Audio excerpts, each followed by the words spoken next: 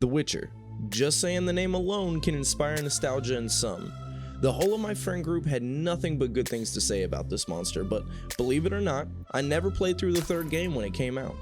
In truth, I picked up the first and the second game for a few hours each and put them down because they were just feeling too clunky.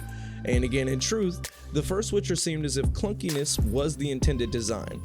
Needless to say, I wasn't inspired by what I had seen and played and had the idea that Witcher 3 wouldn't be any different. Despite what all the critics of the game said and what my friends had mentioned, I avoided Geralt and his adventures like the plague for years.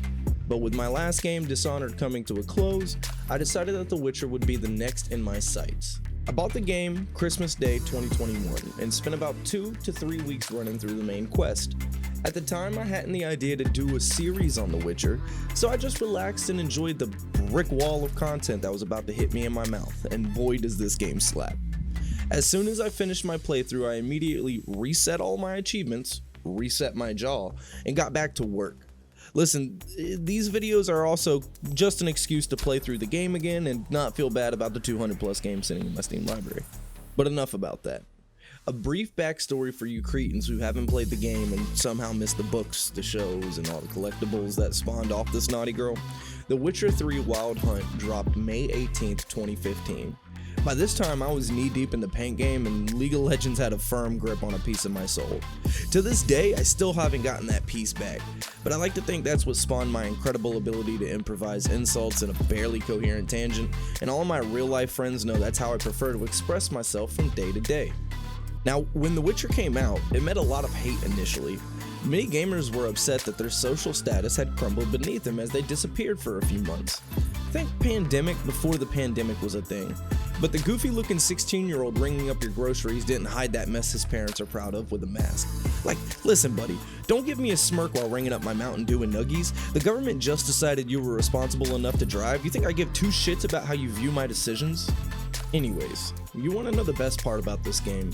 There are only a few dumb things in the achievement list. No, I'm not joking, I swear. There's only like 4 that involve grinding something besides a boss battle out.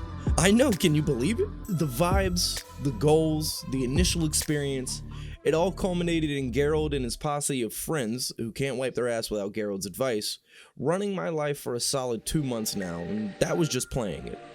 With all that being said, I do want to take a moment and say, hey you, how was your week? Cool.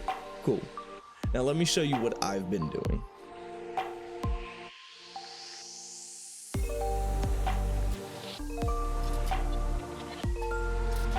We start this undertaking the way every Geralt does, searching for Yennefer in White Orchard. See, Geralt and Yennefer have a very long and very complicated relationship, and I'm talking Johnny and Amber complicated. We'll dive more into that later. For now, all you need to know is we're here looking for her. Naturally, we stop off at a local tavern to get harassed by the local hicks. Out of my face, freak, for your breath sours my beer. But we bear through it to find the girl Geralt is simping for. Honestly though, fuck all that. The most important thing that happens in this tavern is our learning of Gwent. Oh, you haven't heard of Gwent? I'll explain it for you. It's a simple card game that a lot of achievements are locked behind, and the main objective is to win. Now I know that was probably too complicated for at least half of my viewers, so I'll give that a moment to sink in. We sit down with this nice man, Gunnar O'Dim, who naturally knows who we are and what we are looking for before we even open our mouths. He's even so nice as to tell us where the girl we're looking for went. I'm not omniscient. Ask at the garrison. I mean, it takes 1.5 years to get the info out of this jabberjaw, but heads up, that and shitty horse mechanics are overwhelmingly prevalent in this game, so, you know, fair warning. We get up to head out, but before we do, it's time I let you know the full details of this run. Not only is this a Death March playthrough, but it's a New Game Plus as well, so we start easy on the path, first by unlocking Armed and Dangerous, which is to wear all of one Witcher school gear set at once, and Mutant, which is to fill all mutagen slots. Mutagens buff our perks, and perks buff us. That's the quick and dirty of it. See, normally you would have to hit a certain level to be able to equip more than one mutagen slot, let alone all of them, but since we're starting this game level 32, I have access to all the slots from the get-go. I look like a local to you? You look like trouble. Now Gunnar lets us know that Yennefer ran off to the Nilfgaardians nearby, so naturally we need to go and see these Nilfgaardians for ourselves. There, we're given the task of defeating a griffin in the area in exchange for info on where Yennefer went after she left the Nilfgaardian outpost. So, as to this griffin, I can sit on my hands or hire a professional. But before we get to that griffin, we gotta help ourselves to a little bit of gold, and what better way for that than a contract? See, as I was riding off from the tavern towards the outpost, I spotted myself a notice board. It's important to note that Witcher's livelihoods depend on these notice boards. This one, like most of them, was filled with nonsense, but there was something in particular that stuck out.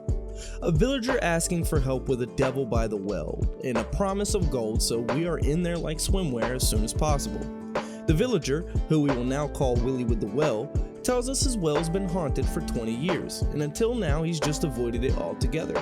If Willie needed water, he would just walk west to the river, but with the war and gore going on, the waters were no longer safe to drink. Willie knows this because he suspiciously gave the water to his daughter, and only his daughter, and now she's sick.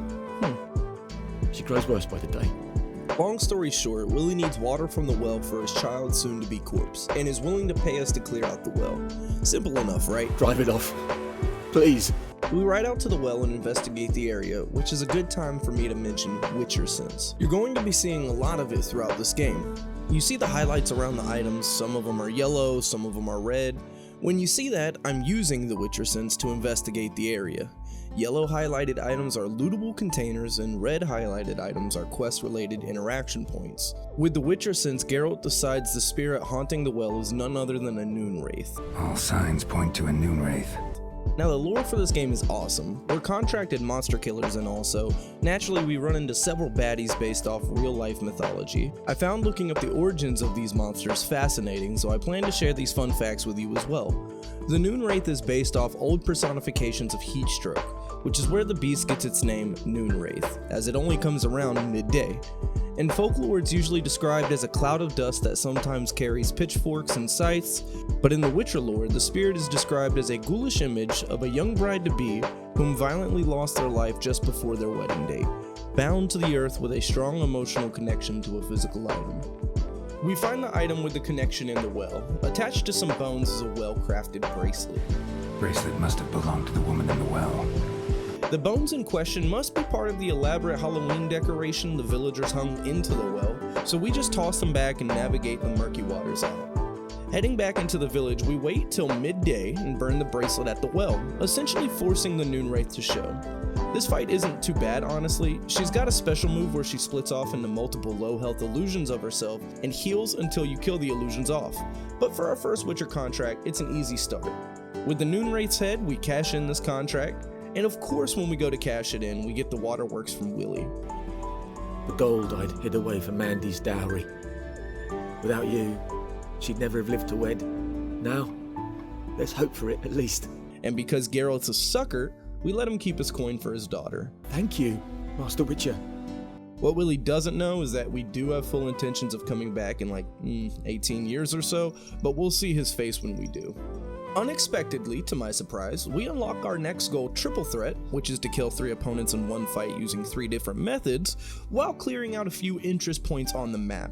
Now, this particular point of interest is a monster nest, specifically a spawning point for ghouls. Later we will be looking to eradicate all of these off the map, not only just ghouls but other monster spawning points, but for now, clearing the one and unlocking Triple Threat is enough to keep us happy.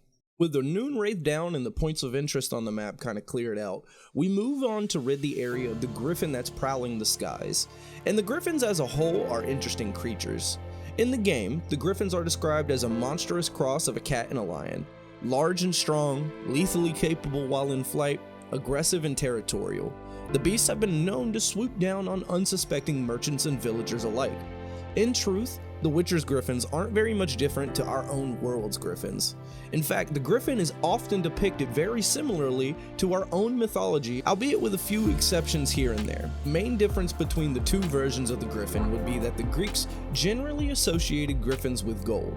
As such, there are many accounts of these griffins being guardians of treasure and hoards of shinies.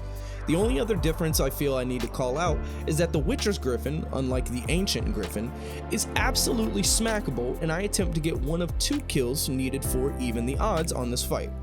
Now, even the odds requires that I use no bombs, no signs, no potions, and no mutagens. Nothing but man and steel against beast and claw for at least 2 fights.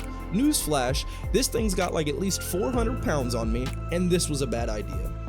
After a long time trying to do this, I decided to cut my losses when he kicked my molars out and put this achievement off for later. The next thing I decided to cut was the Griffin's neck. And with the beast slain, we saddle up and ride out to trade this head in for our info. 15 lashes with a knout. Make it so.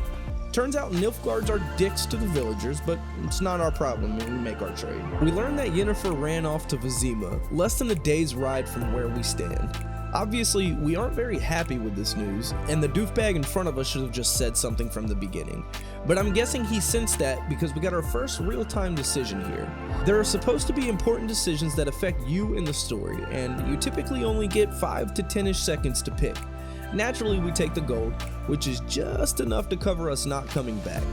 With a little weight in our coffers, it's time to move out of this mud hole with Vesemir, but unfortunately, Geralt has an innate sense of justice. And when some heifer starts beating on our sweet old tavern lady, we have to step in. The local rabble steps in on our stepping in, and we all get to step in, but let me tell you, it's hard to show off your step game when the ground is slick. Somehow, we get blamed, fuck the sweet old tavern lady. Be gone, and don't ever come back. But the bodies on the ground were enough experience to level us up to 35 and unlock another goal for hitting this level of Munchkin. As we're heading out, we are greeted with Yennefer cold as ever. Excuses, excuses. You've not changed a bit. After a few minutes of Geralt playing the hard-to-speak neckbeard, we are commanded to go meet with Bart Edwards. By the way, they did an amazing job casting this role. We part ways with Grandpa Vesemir as he needs to attend his victory garden back home, and head out only to find the wild hunt on our trail. Yennefer blows up a bridge, which is apparently enough to slow down this legendary pack of otherworldly hunters, and we ride off into the moonset. And that's going to wrap up White Orchard in this episode, I believe. Got quite a bit done here, but don't expect this sort of progress every video. This is a long game, and there are only 52 achievements in the base game. I also plan on playing through the DLC for this game, so there's that to contend with as well. All in all, I'm excited to ride the path, and I'm glad to have you for the journey. Thank you for watching, and I hope you have a great week.